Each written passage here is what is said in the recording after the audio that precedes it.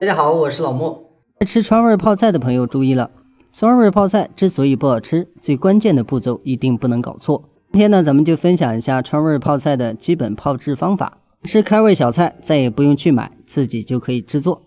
详细的配料咱们还是放在后面，咱们先把黄瓜处理一下，把老的部分先给它切掉，后从中间开一刀。处理这个黄瓜的时候，大家只要记住，咱们让它稍微偏细一点，但是不能太小，这样它好入味儿。但是也不要过小，像这样从中间劈开，这样一条就 OK。切段的时候稍微切短一点就可以了，这样泡的时候更容易入味儿。其他菜除了这种硬的，如果是软的，咱们直接烫一下就可以泡。下来咱们先处理一下黄瓜。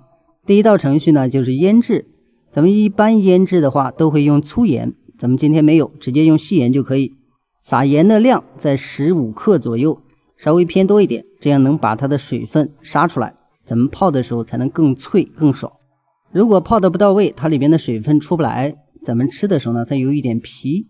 咱们用别的菜也是一样的，咱们用盐稍微杀一下，把里面多余的水分杀出来，像这样给它抖匀，抖匀呢才能腌得更匀，这样它出水的量就比较多一点。如果说抖不匀，它有些地方腌不到，就很难出水。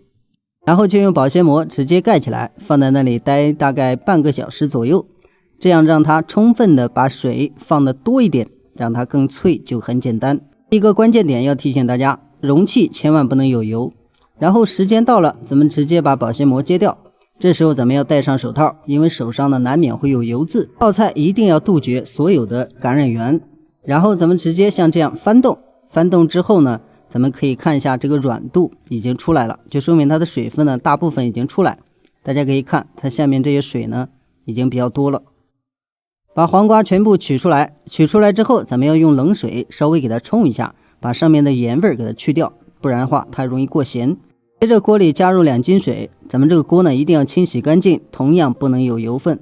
接着咱们就把水直接烧开，烧开之后大家可以看一下，它上面如果有油渍一定要换掉。开后放入辣椒、蒜片、八角，然后还有胡椒或者是花椒，再加上一点胡椒粉，少许的白糖，再加上少许陈醋，加上生抽或者是美味鲜都可以。这时候咱们锅呢还是一直保持开着，稍微搅拌一下，尝一下味道，如果觉得可以，咱们最后放上盐。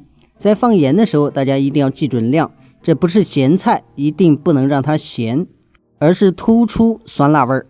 泡菜最关键的就是盐味儿，如果说把盐味儿掌握好，咱们怎样泡它都是好吃的。搅拌匀之后，咱们直接盖上盖，大火烧3到5分钟，就是让它稍微开一点，让它里面的材料流出味道。的程度很好判断，咱们直接闻，能闻到香味儿就 OK 了。到这个程度之后，咱们要把火关掉，就不要烧了。然后把自己喜欢吃的蔬菜，比如说黄瓜呀、蒜苔呀，或者是胡萝卜啊，都可以放进去。放进去之后稍微焖一下，2分钟就可以。然后咱们可以放上一点香椿，放上香椿之后呢，它这个口感会变得更好。接着咱们就盛出来，这样咱们泡菜前面的部分就算全部完成。最关键的是油分一定不能有，如果有油的话它容易坏，所以咱们要想把泡菜做得好吃一点，千万不能有油渍。咱们这样盛出来之后呢，一定要让所有的水把菜淹没，这样才能把每一个蔬菜都能泡得更加入味儿。后一步咱们需要把它晾凉，晾凉之后直接放到保鲜冰箱，保存2天就可以食用。不过一定要记住要覆盖盐，不能让它和其他材料串味儿。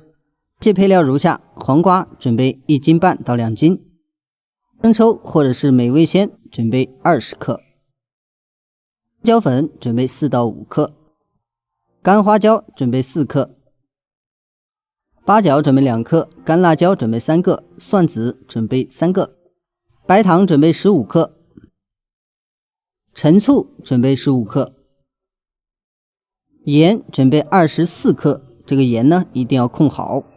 咱们的视频就到这里，再次感谢您的支持和观看，咱们下期视频再见。